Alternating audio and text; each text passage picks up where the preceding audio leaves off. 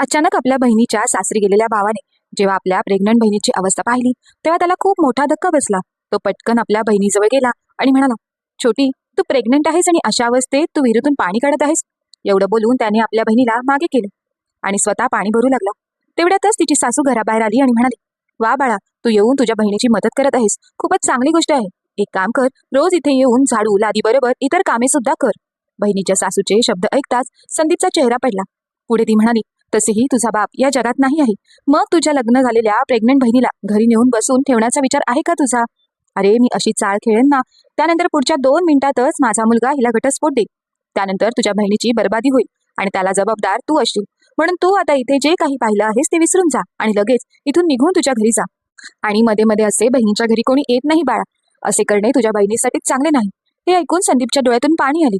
त्याची बहीण किती त्रासात होती, परंतु तिला पाहणारा, तिची काळजी घेणारा कोणी नव्हता. म्हणून संदीप म्हणाला, आई, आता आमचे आई बाबा ह्या जगात नाही आहेत. मी विचार केला होता तुम्हीच आमच्या घरातील मोठे आहात, परंतु मला नव्हते माहीत की तुम्ही माझ्या बहिणीवर एवढे अत्याचार करत असाल. त्यावर ती म्हणाली, हा, मी करते अत्याचार आणि तुझी बहीण आहे ना, ती माझ्या मुलाकडे सुद्धा माझी तक्रार करून मोकळी झाली आहे. परंतु माझा मुलगा हिच्या गोष्टीवर विश्वास ठेवत नाही. आता जा, तुला जे करायचं आहे ते कर. संदीप शांतपणे तिथून मान खाली घालून निघून गेला. त्याला समजत नव्हते की आपण आपल्या बहिणीसाठी काय करावे. तो दिवस रात्र त्याच विचारांमध्ये बुडून गेला होता. त्याच्या मनात सतत हेच विचार येत होते की काही करून आपल्या बहिणीला त्या दुःख सागरातून बाहेर काढायचं आहे.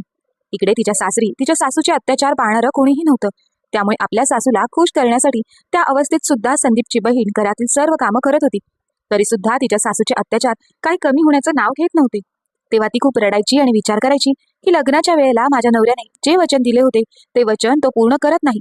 माझे सुखदुःख याचे त्याला काहीच पडलेले नाही. तो तर फक्त त्याच्या आईचेच बोलणे खरे मानत होता. काय मी खरंच एवढी खोटी होती का की आपल्या सासूविषयी नवऱ्याजवळ खोटं सांगेन? हाच विचार करून ती जोर जोरात रडत असायची. तिचे सासरे सुद्धा 6 महिन्यातून एकदा घरी यायचे. त्यामुळे घरात काय चालू आहे हे त्यांना सुद्धा काही समजत नव्हते. घरातील पुरुष कामामध्ये व्यस्त होते आणि त्यांनी घरातील महिलांना घर सांभाळण्यासाठी सोडून दिलं होतं. परंतु कोण काय सांभाळत आहे हे तर कोणाला काहीच माहीत नव्हते. एक दिवस ती अशीच दुपारी जेवण बनवून किचनमधून बाहेर निघाली. तेव्हा तिची मावस सासू घरी आली. आता तर तिने जेवण फक्त 2 लोकांचे बनवले होते, कारण तिची सासू नेहमी तिच्यावर नजर ठेवून असायची. कारण तिने वेगळे काही बनवून खायला नको आणि जेवण शिल्लक राहून वाया जायला नको. त्यामुळे तिला जेवण मोजून मापूनच बनवावे लागत होते. पण आता तिची सासू म्हणाली, सुनबाई, ताई जेवणाच्या वेळेला आली आहे, तर थोडे पापड पण तळ आणि जेवण वाढ.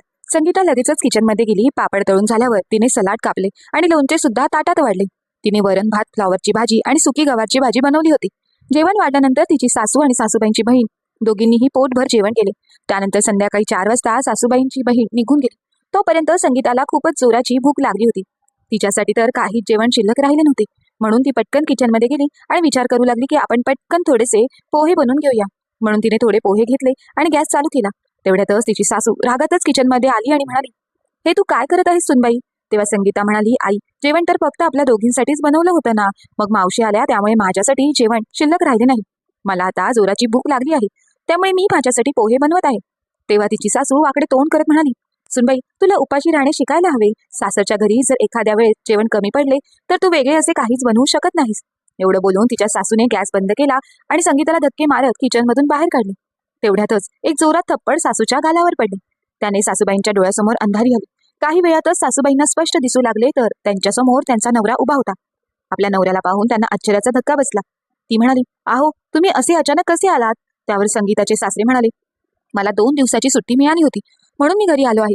मी विचार केला होता की घरी येऊन सर्वांना सरप्राईज द्यावं, परंतु मी इथे आल्यानंतर तू मला धक्काच दिलास.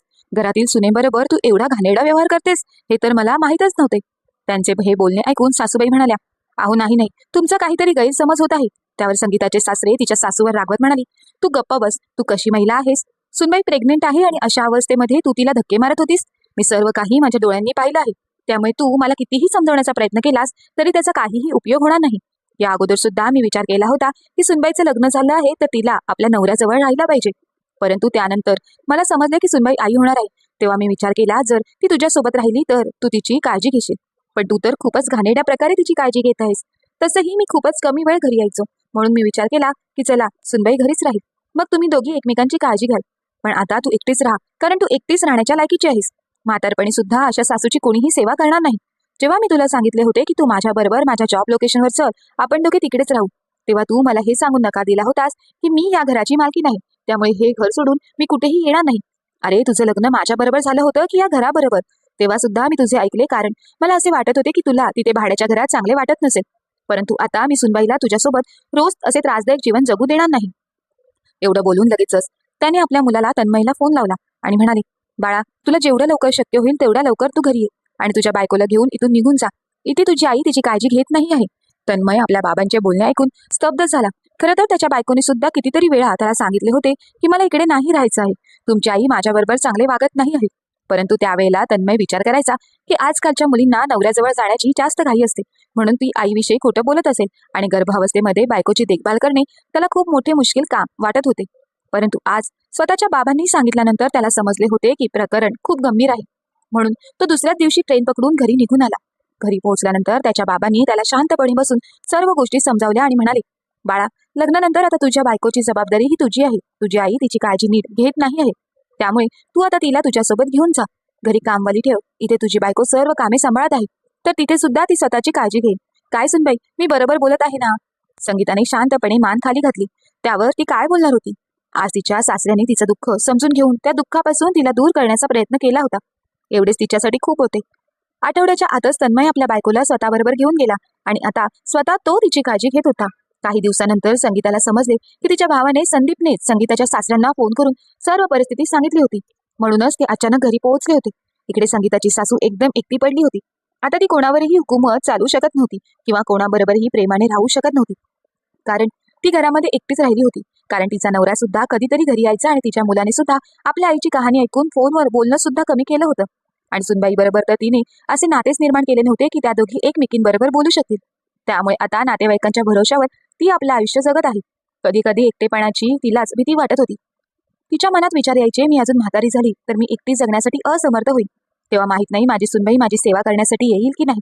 परंतु तिची एवढी हिंमत होत नव्हती की एवढे सर्व घडल्यानंतर आपल्या मुलाची आणि सुनेची माफी मागावी.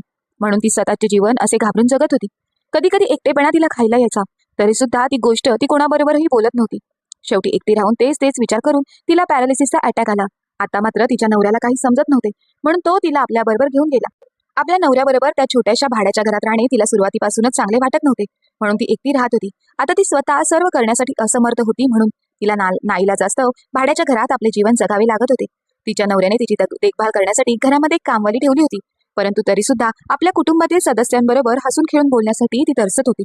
आता तिचे उरलेले आयुष्य तिला असेच जगायचे होते, कारण जेव्हा ती चांगली होती तेव्हा तिने आपले नाते जपण्याचा किंवा त्यांना सुंदर बनवण्याचा प्रयत्न केला नाही. त्यामुळेच तिची ही अवस्था झाली होती. आता फक्त तिच्या कुटुंबातील लोक आणि नातेवाईक तिच्या अंतिम यात्रेसाठी एकत्र येणार होते, कारण जिवंतपणी आपण जेव्हा चांगले धडधाकट असताना नाती जपली नाही, त्यांच्यामध्ये कटुता निर्माण करण्याचा प्रयत्न केला, तर वेळ प्रसंगी आपल्याला मदत करण्यासाठी कोणीही धावून येत नाही. तेव्हा मात्र आपल्याला आपल्या जवळच्या लोकांची खरी किंमत समजते. हीच गोष्ट संगीताच्या सासूची झाली होती. ती स्वस्थ असताना तिला माज होता, पण जेव्हा पॅरालिसिस झाला तेव्हा तिची काय अवस्था झाली, तिच्या मनाला काय वाटत असेल याची कल्पनाच न केलेली बरी. म्हणतात ना, जे आपण करतो तेच आपल्या वाटेला येतं. मित्र आणि मैत्रिणींनो, तुम्हाला जर काही गोष्ट आवडली असेल तर गोष्टीला लाईक करा, शेअर करा आणि गोष्ट कशी वाटली हे आम्हाला कमेंट्स करून नक्की कळवा. धन्यवाद.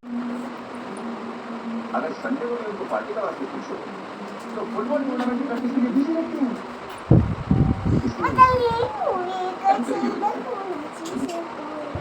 मैं कल की वजह से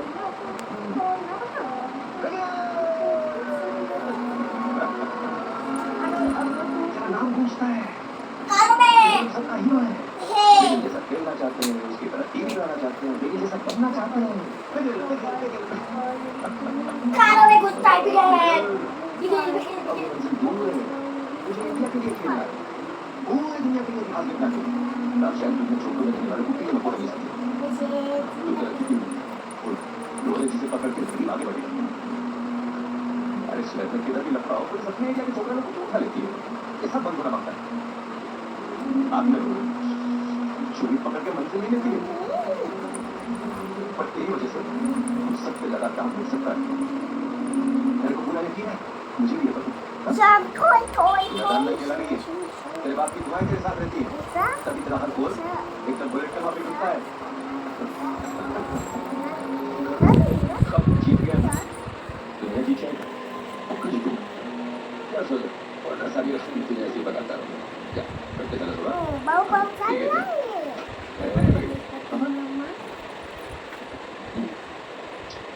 अब दवा घ्यायला लागली.